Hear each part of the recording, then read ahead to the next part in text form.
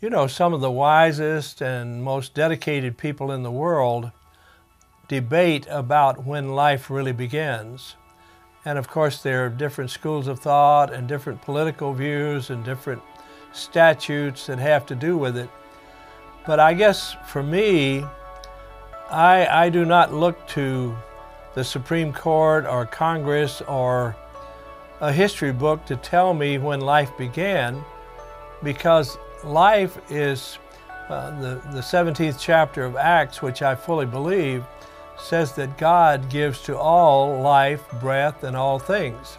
And so if God is the giver of life and the initiator of life, then He would be the one that would explain when life begins.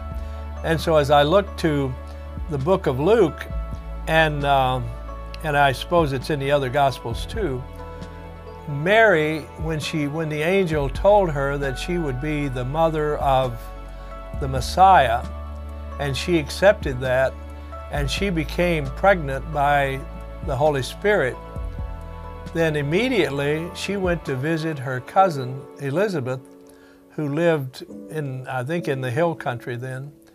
And so Mary was pregnant less than a month, probably more like 2 weeks, when she walked into the residence of Elizabeth. And John the Baptist at that time, Elizabeth was pregnant for 6 months exactly.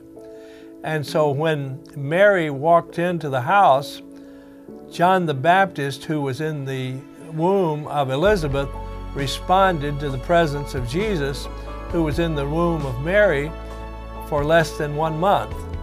And it was so powerful that Elizabeth was inspired to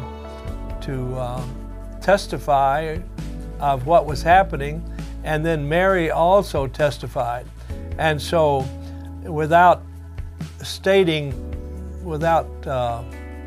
any kind of argument, the inspired writer clearly showed that in the life of Jesus, His life had already begun, and He already had spiritual power, and His promise was so powerful that John the Baptist, who was to be His forerunner 30 years later, was moved in the womb of Elizabeth to respond to His presence.